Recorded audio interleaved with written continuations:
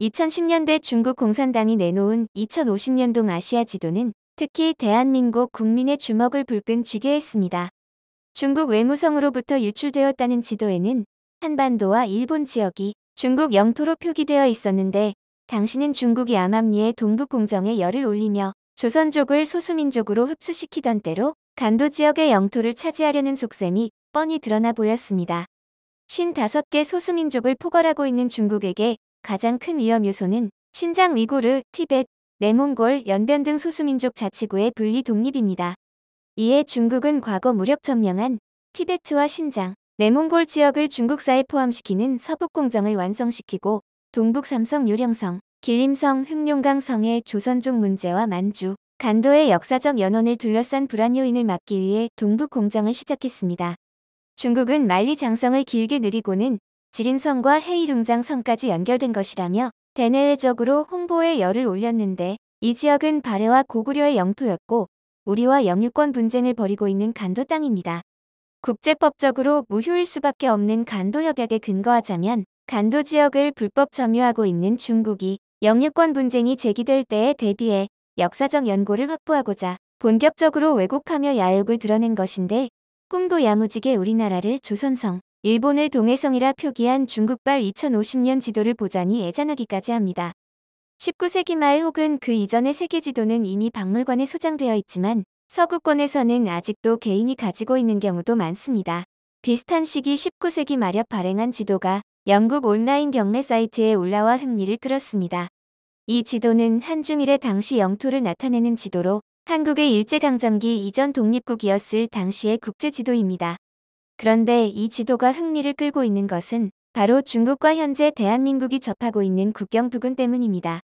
당시 대한제국은 북간도 지역을 포함한 영역이 넓게 표기되어 있고 중국 영토는 몽골, 티벳, 홍콩 지역이 완전히 독립된 상태로 표기가 돼 있던 것이죠. 백두산 이북 지역과 북간도까지 한국의 영토로 표기돼 있는 것으로 볼 수 있는 이 지도가 만들어진 1898년은 조선이 대한제국이라는 공립된 국가 설립을 한 지 불과 1년이 지났을 때로 영국에서 발행한 동북아시아 지도 속의 대한제국은 현재의 남북한을 합친 면적보다 넓습니다. 당시 해외 정보기관에 따르면 대한제국 선포 이후 한국의 경제력과 군사력 영토는 엄청난 성장이 있었고 1894년 오스트리아 정보기관에서는 한국을 아시아 제2의 군사 강대국으로 보았습니다. 한국의 신식 군대는 신장 1m 75cm를 넘어 유럽의 군대와 흡사한 비주얼의 3만 명으로 일본 다음 가는 군사 강대국으로 묘사하고 있는데, 대한제국은 1901년 국가 예산의 절반을 신식 병력 양성에 활용했고 1900년에는 울릉도와 독도, 1903년에 북간도를 행정구역에 편입하였다는 보고가 새삼 충격을 준 것이죠. 특히 간도는 당시 간도관리사를 파견하여 청나라 화적대들을 격퇴하며 단단하게 지켜온 곳이었는데요.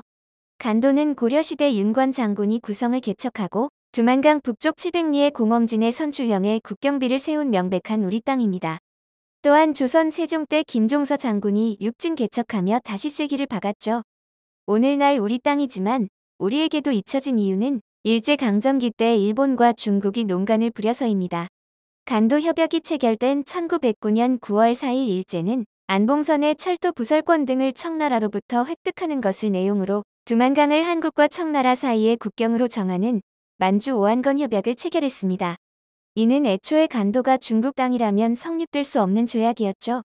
더구나 일산의격 자체가 국제적으로 무효인 상태에서 간도 협약이 유효하다고 주장하더라도 청 일간에만 유효하지 당사국으로서 배제된 대한제국에는 효력이 없습니다. 1909년 대한제국은 아직 독립국가로 존재하고 있어 아무런 효력도 없는 불법으로 가득한 상태에서 오직 간도협약만 유지되고 있는 상황입니다. 중국의 동북공정의 목적은 1909년 무효인 간도협약에 의거 불법적으로 점거하고 있는 간도 지역의 영유권 고착화로 문화전쟁인 동시에 역사 및 문화 패권주의 성격을 등에 업은 영토전쟁입니다. 간도는 좁은 의미로 백두산 정계비와 관련된 두만강 이북, 토문강 이동 지역인 동간도 혹은 북간도와 압록강 이북 지역인 서간도도 포함한 남만주를 가리키지만 넓은 의미로는 산해관 이동의 심요 지역과 연해주를 포함한 만주 전체를 일컫습니다. 간도협약 체결로 간도 땅이 중국으로 넘어가기 전까지 수많은 서양 고지도에는 간도가 조선의 영토로 표기됐었습니다.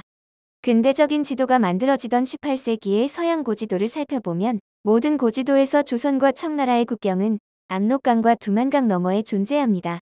서양 고지도를 보자면 우리나라의 국경선은 압록강과 두만강선이 아닙니다. 2005년 2월 18일 발매된 시사 월간지 신동아는 만주 지역이 조선의 영토였음을 입증하는 유럽 고지도가 대량으로 발견됐다고 보도했습니다. 경희대 부설 해정박물관이 18세기 압록강 두만강 이북지반 간도 지역이 조선의 세력권이었음을 보여주는 서양 고지도 69점을 발굴했다는 것인데요. 신동아는 조선과 청나라의 국경이 한반도 이북 지역에서 형성됐음을 보여주는 서양 지도가 이처럼 대량으로 나온 것은 처음이라고 전했습니다. 심지어 이 중에는 1909년 일본 조선통감부 임시간도파출소 잔무정리소가 제작한 백두산 정계비 부근 수계 답사도가 포함되어 있는데 백두산 정계비는 조선과 청나라의 국경을 압록강 토문강으로 한다고 적혀 있지만 이 지도에서 토문강과 두만강은 다른 강으로 두만강 이북에 토문강이 존재했음을 보여주고 있습니다. 주로 선교를 목적으로 방문한 이방인들에 의해 제작된 당시의 지도는 무엇보다 객관적이라는 심증이 가는데요.